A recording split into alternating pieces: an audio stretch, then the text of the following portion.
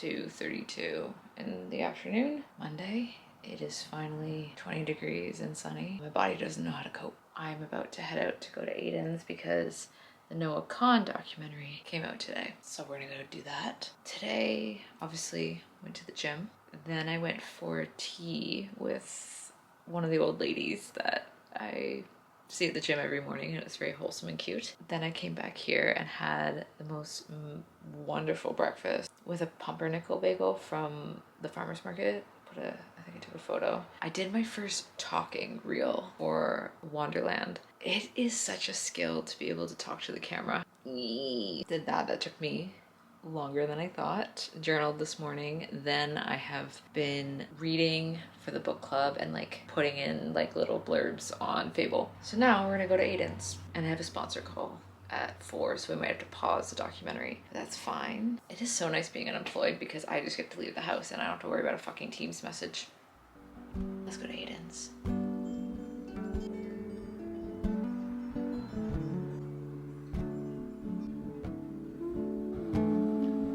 Boobs.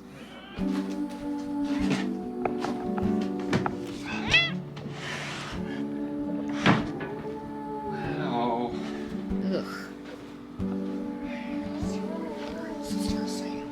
So in my head, I'm like, okay, I'm just gonna be like Taylor, Drake, or Lil Wayne, like tomorrow. In my head, I was like, dude, this is it.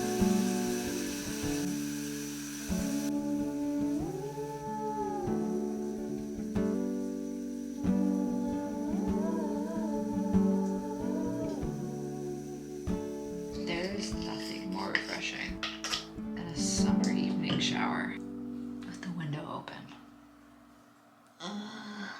Also, shout out Dua Lipa. She never misses. And I can always tell a skincare product is really good if there's no scent to it, because it feels like it doesn't need to embellish anything and it's just so good as it is. This is phenomenal. Phenomenal. Thank you, Dua. Again. Can't shower without Rihanna and Dua. I never miss. I always wondered how people kept towels up on their body because I just never could do it, and I realized it's because I was so flat chested, and I was like, oh. But then I learned this trick where you tuck it. Tuck. Tonight I'm going to start my yoga teacher training because yes, I signed up for that.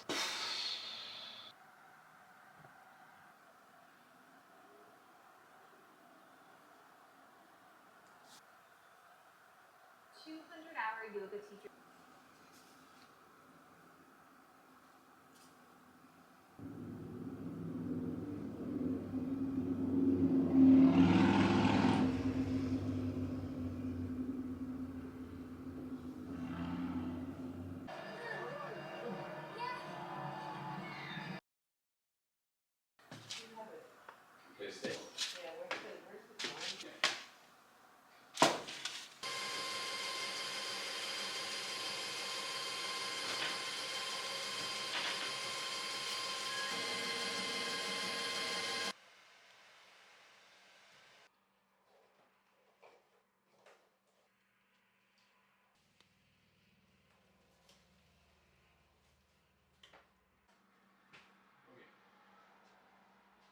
Happy Tuesday, kids. Right now, I'm just putting big good posters in.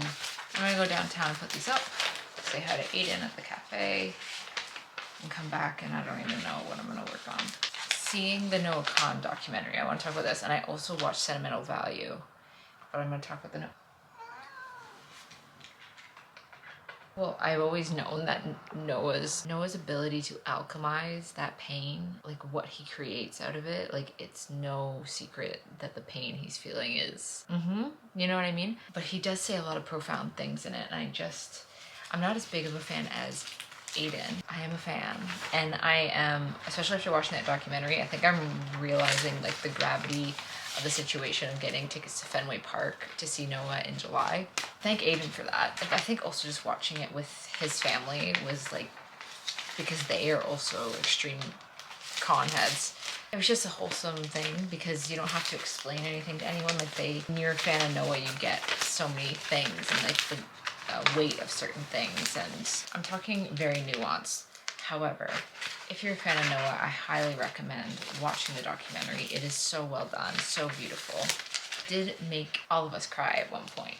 Different points, but definitely made us all cry. And it does open up that conversation again of, do you have to be tortured to be an artist? A good artist? I don't know. Hopefully not, but probably.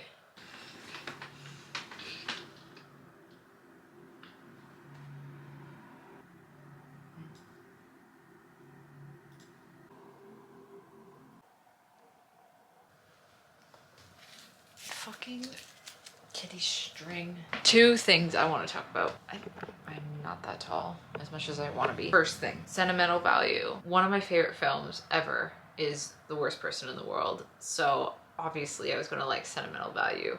That being said, I need to rewatch it because, well, I watched it with Aiden and we kept not, like we didn't watch it all the way through and we kept talking. Also, like The Worst Person in the World, I felt that sentimental value covered so many different topics. Identity, generational trauma, memory, grief. There's so many things covered in it and it's so well done. And obviously if like anything with like the Skarsgård family, like it's gonna be great too. I'm one movie away from having watched all the films nominated for Best Picture at the Oscars. Who is texting me? I still have to watch The Secret Agent, but I'm curious which film was your favorite. Let me know. Or have you watched them all even? I'm definitely like, I'm still such a Sinners stan. And I think out of all of them, that was like the first one I watched. Other thing I want to talk about, speaking of politics, I am currently making my way through this monstrosity. If anyone's read this series, knows that this is a very much a filler book, deemed like the worst one out of all of them. However, I have been enjoying this more than the trilogy itself. One, because like any author, Pierce's skill improves tremendously in this book.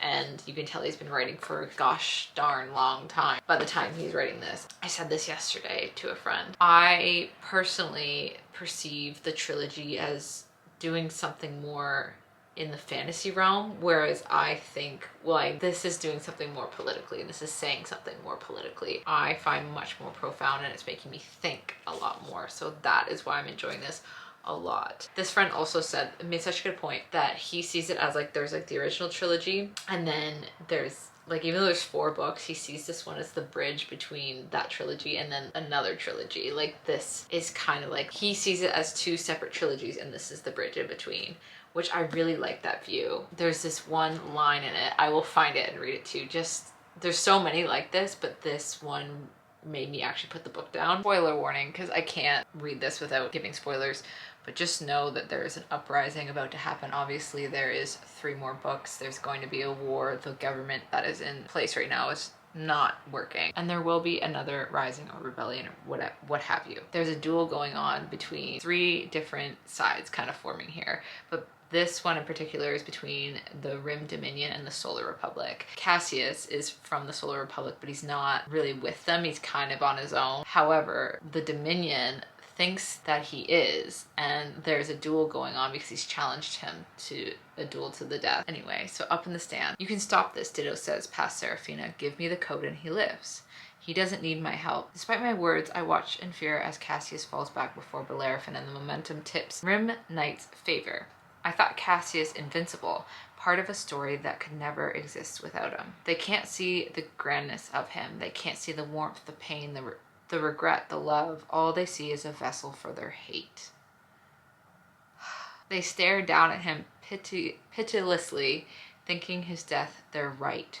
Even those adversaries who despise Ditto's coup. I don't know why. Well, I do know why, but that really, really stuck with me, that we we create these sides, especially like in North America, like what's going on politically, like this extreme polarity that's happening in politics, and then we just choose these vessels to implement our hate onto.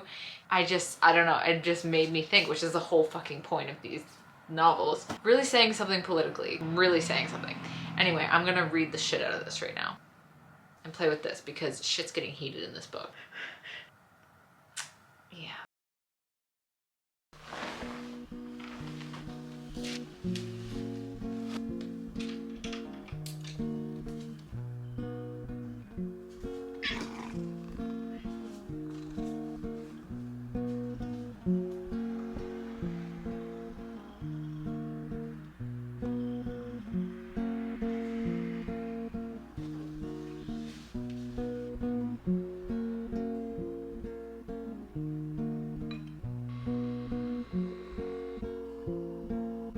this if in your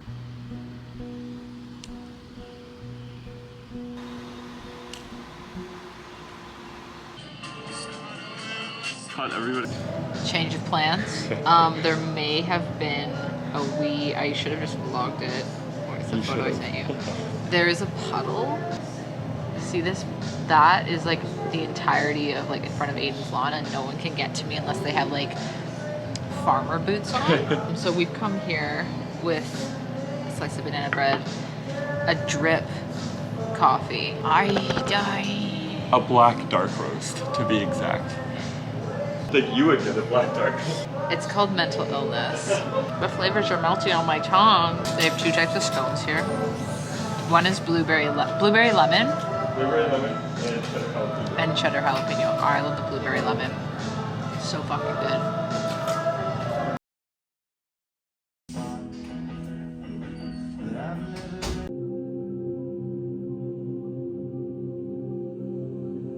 People in your home. Every night, like me and my roommate were home together, constructive end. You know, like we've all got our strengths and weaknesses. The time that I've lived now, like it's in my home. Once again, we're packing up and we're leaving to go to Portugal to learn how to surf.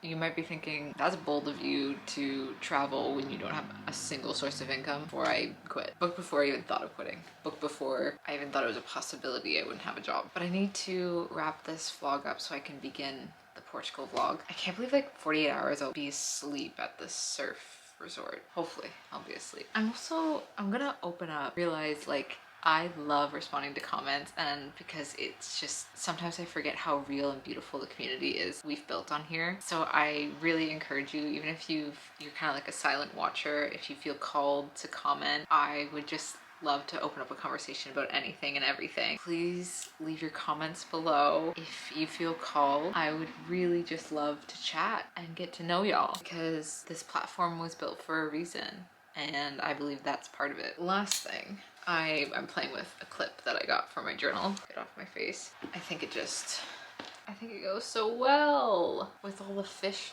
fucking nasty theme. I think that's gorgeous. I think that's perfect. I gotta get to packing. Thank you so much for watching and hopefully commenting. I'll see you in the next one in a different country, in a different continent, probably with a bunch of fucking salt in my hair. Thank you so much for being here.